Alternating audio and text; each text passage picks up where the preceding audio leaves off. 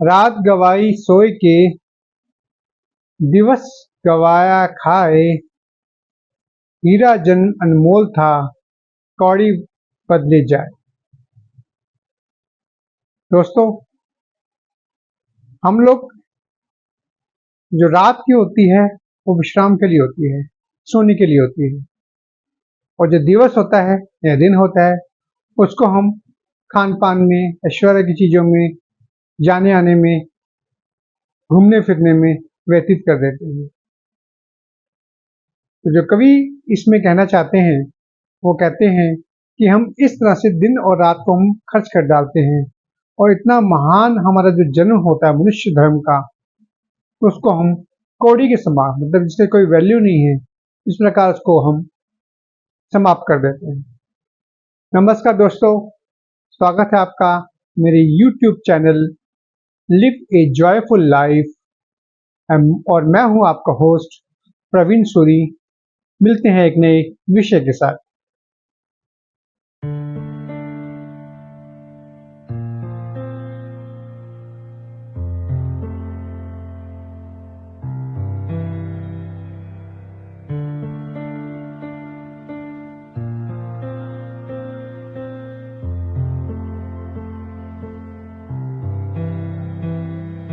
दोस्तों,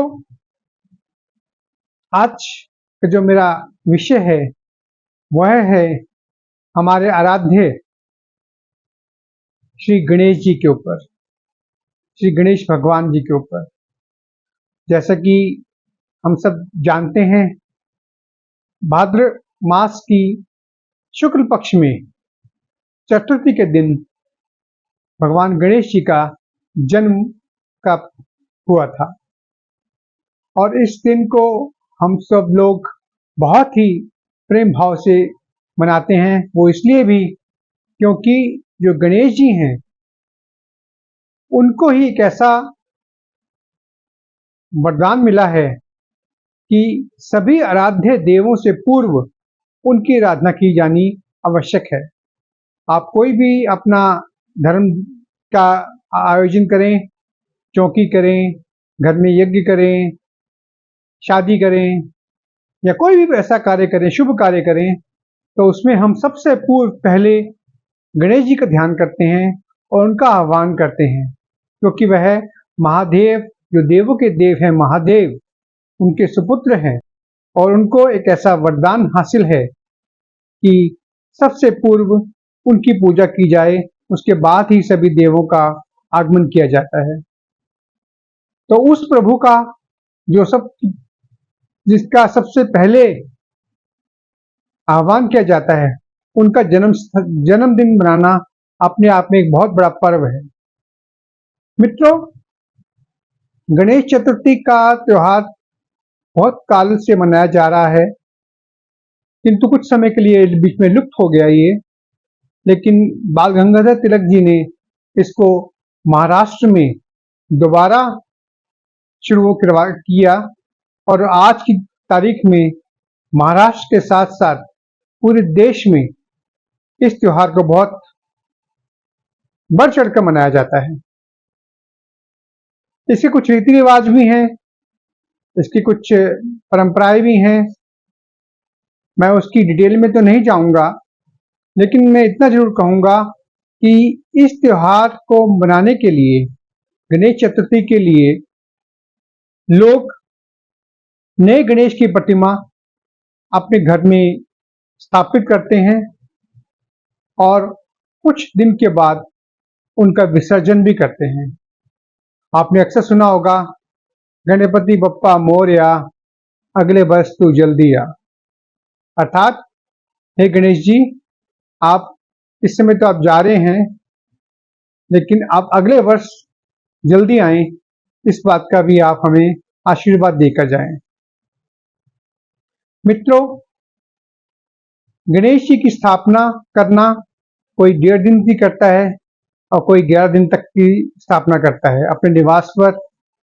कोई लोग बड़े बड़े पंडाल लगाते हैं, कई लोग बहुत छोटी उंगल, एक हाथ भर की प्रतिमा रखते हैं, और तो कोई 6-6, 10-10, 12-12 फीट तक की गणेश जी की प्रतिमा बड़े बड़े विशाल पंडालों में रखते हैं और उनका पूजन अर्चन करते हैं।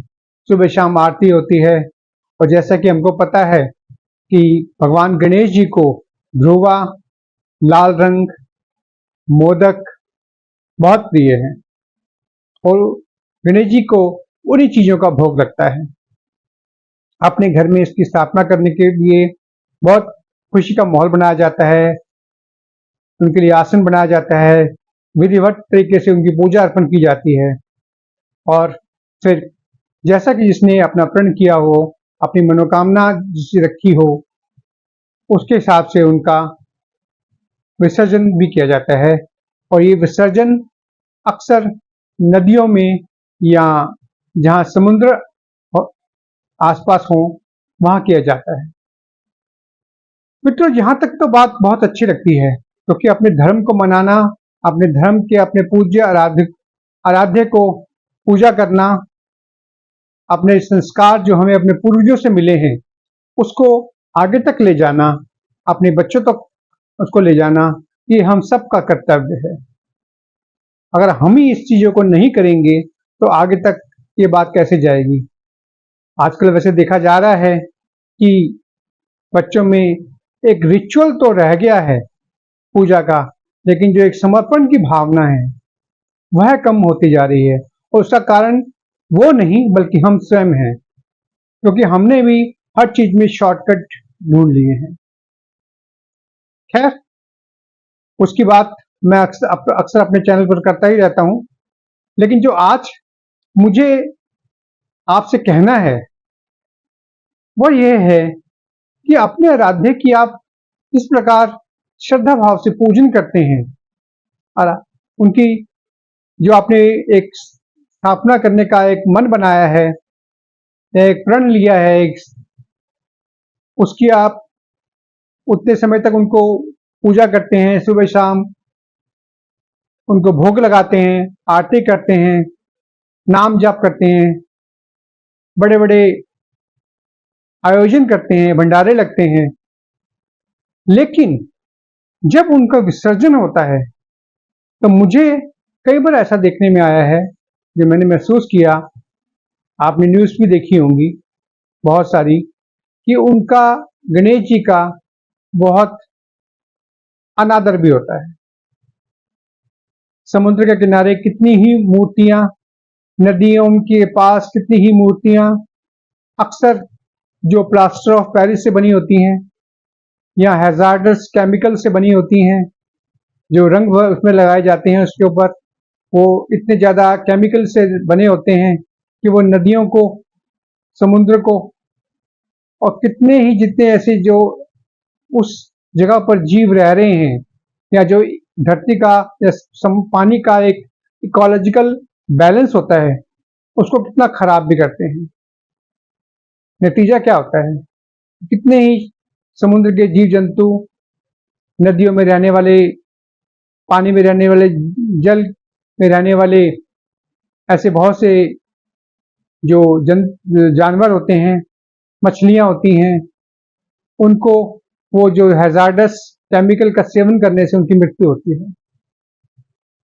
मित्रों, हम ऐसा क्यों नहीं समझ पाते इस चीजों को कि धर्म का मतलब, आराधना का मतलब वास्तविक में है क्या।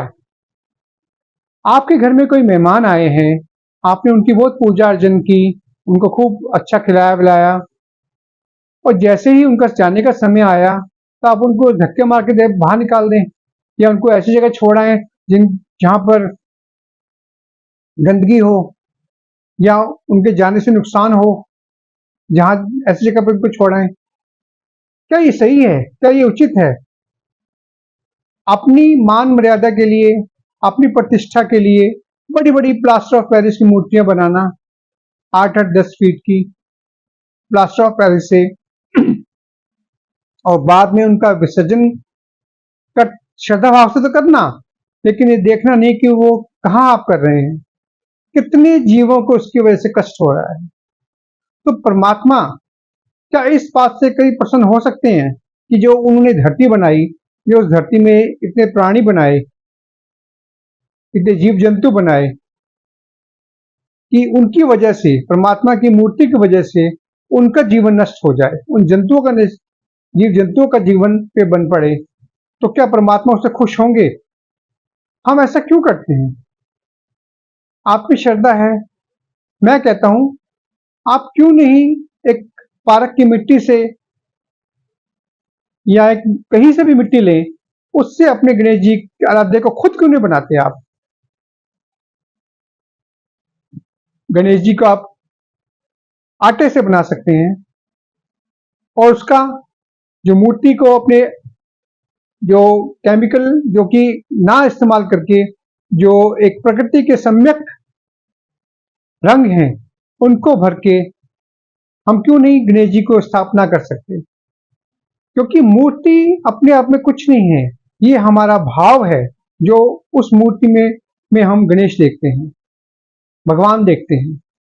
वरना कोई भी मूर्ति कहीं भी देख लीजिए आप, वो अपने आप में तो एक पत्थर है। ये हमारा भाव है कि उस मूर्ति में ईश्वर देखता है।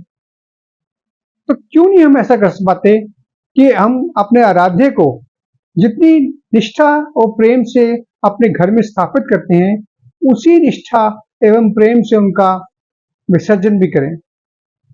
ऐसी मूर्ति बनाएं जो कि आप टब में पानी में घोल सकें, बाद में उसमें श्री गणेश जी का विसर्जन कर सकें और उस जल को गमले आदि में या पार्क आदि में या जहाँ पेड़ वगैरह हो वहाँ आप डाल दें। आपका विसर्जन भी पूर्ण होगा, प्रकृति के सम्मत होगा और किसी को कष्ट भी नहीं होगा। बड़ी बड़ी मूर्तियां लगाकर बड़े बड़े पंडालों में और उसके बाद उन मूर्तियों के द्वारा इतनी सुंदर धरा को, पृथ्वी को ऐसे खराब करना। और कई बार तो ऐसी ऐसी पिक्चर्स आती हैं, अखबारों में भी आती है, मीडिया में भी दिखाई देती हैं कि मूर्तियों के ऐसे ही बड़े अनादर रूप से इधर उधर बिखरी पड़ी होती हैं। हमारा कर्तव्य क्या सिर्फ यही तक था कि बड़े बड़े नगाड़े बजाना, बड़े बड़े आयोजन करना, बड़ी बड़ी मूर्तियों को स्थापित करना, उनकी आराधना करना और फिर अचानक ऐसे जगह छोड़ आना कि उनकी इतनी ज्यादा दुर्गति हो? क्या ये सही है? हम भगवान ने जो हमको बनाया है, इवन हमारा जो शरीर है वो भी जब खत्म होता है तो उसको भी दाह संस्कार करने की एक तरीका है। उस तरीके से ही अब तक हम सब करते आए हैं अपने माँ बाप दादाओं को, तो वो तो हमारे इष्ट हैं गणेश जी। तो उस गणेश जी के लिए, उन भगवान के लिए हमारा इस तरह सा व्यवहार, क्या ये उचित होगा? क्या ये सही है? तो मित्रों, कहने का मतलब ये है कि परमात्मा को याद करना, उनसे प्रेम करना, उनके प्रति निष्ठा रखना, उनकी स्थापना करके उनके अपना प्रेम अर्पित करना प्रेम भाव से, यह तब सब खराब हो जाता है जब आप उसका विसर्जन करते हैं, जब उनका हम अनादर करते हैं। तो उससे हासिल कुछ नहीं होता, बस सिर्फ यही होता है कि आपका और प्रकृति का नुकसान होता है। और ये ध्यान रखिए, जो आप आज कर रहे हैं, जो प्रकृति का नियम है, ये जो हम बोते हैं हमें वही काटना पड़ता है। अगर आज हम इस तरह से कार्य करके प्रकृति को नुकसान पहुंचा रहे हैं तो क्या ये वापस नहीं आएगा? ये वापस हमारे पर भी आएगा। हम ऐसे पानी से जो भोजन या जो गेहूं या जो ऐसे खाना के जो दालें हैं, तेल हैं, जो सब बनते हैं, वो सब हम ऐसे केमिकल वाली चीजें खाएंगे तो क्या हम ये स्वास्थ्यवर्धक हमारे रहेंगे? बिल्कुल नहीं रहेंगे, हमें भी वैसे ही नुकसान होगा। तो वो काम ऐसा करना ही क्यों जिससे कि सबका नुकसान हो? भगवान से प्रेम है तो मन से कीजिए, उसके लिए एफर्ट्स कीजिए। हर चीज का एक तरीका है, उस तरीके को फॉलो कीजिए। आज से पहले 500 साल पहले, 1000 वर्ष पहले क्या गणेश मूर्ति स्थापना नहीं होती थी? वह होती थी, लेकिन मिट्टी से बनती थी और उसको मिट्टी से ही उनका विसर्जन भी किया जाता रहा होगा। देखा तो किसी नहीं है, लेकिन हम अपने डेवलपमेंट के चक्कर में, आज एक नए से नए कलर भरने के चक्कर में नए से नए ऐसे केमिकल बनाने के चक्कर में हम ऐसी ऐसी मूर्तियां बना देते हैं जो मनमोहक तो बहुत हैं, सुंदर तो बहुत हैं, लेकिन वो इस धरती माँ के लिए बहुत नुकसानदेह है। तो मेरा दोस्तों आज का जो वीडियो था वो इसी बात के ऊपर था, क्योंकि आज चल गणेश पर्व, गणेश चतुर्थी का पर्व और गणेश जी की स्थापना का पर्व बहुत चल रहा है, बहुत इसमें चल रहा है। तो आप सब भी जहां ये चीज गलत देखें उसका प्रतिकार करें, क्योंकि ये हम सबका कर्तव्य है। अगर आज हम नहीं सुधरे या हमने लोगों को ये बात सही नहीं बताई तो कल शायद बहुत देर हो जाएगी। समझदारी इसी में है कि जो भी कार्य करें वो प्रकृति के निमित्त करें, उसके सहयोग के जैसा हो, उसके अगेंस्ट में ना हो। प्रकृति के अगेंस्ट में किया कोई भी कार्य हमें फल नहीं देने वाला है, नुकसान ही देगा, जिसका नतीजा हम भी भोगेंगे और हमारे आने वाली संतान भी भोगेगी। और ईश्वर तो इससे प्रसन्न कभी हो ही नहीं सकते, क्योंकि जो मैं मानता हूँ, जो परमात्मा द्वारा बनाई हुई सृष्टि है उसके अगेंस्ट में जो भी कुछ का कार्य करता है, वो किसी भी संप्रदाय का हो, किसी भी धर्म का हो, वो कभी भी सुखी नहीं रह सकता। मित्रों, मेरी आज की जो ये बात है इस पर जरूर विचार विमर्श कीजिएगा। मेरा यूट्यूब के चैनल के ऊपर आपके कमेंट्स का मैं इंतजार करूंगा। आपको क्या लगता है कि ये जो मैंने बात कही है ये सही है या गलत है? क्या आपके इलाके में भी ऐसा ही होता है? और ऐसा होता है तो आपने इसके लिए क्या किया? अपनी बात कमेंट्स में आप कह सकते हैं। मेरी ये बात आपको सही लगी तो आप चैनल को सब्सक्राइब कर सकते हैं, लाइक कर सकते हैं और मित्रों के में व्हाट्सएप के द्वारा शेयर भी कर सकते हैं, क्योंकि शेयर करने से बात फैलती है और हो सकता है कि 100 में से एक आदमी को ये समझ में आ जाए तो वो प्रकृति सम्मत कार्य करना शुरू हो जाए। परमात्मा की जो सच्ची श्रद्धा है, सच्ची निष्ठा है हमारी, वह उसके अंदर जागृत हो जाए। तो इस चैनल का जो मेन फोकस है वो यही है कि हम सब एक सभ्य प्राणी बने, एक सुलझे हुए प्राणी बने और प्रकृति सम्मत कार्य करें। मित्रों, जल्दी ही मिलते हैं एक नए विचार के साथ। तब तक जय श्री राम,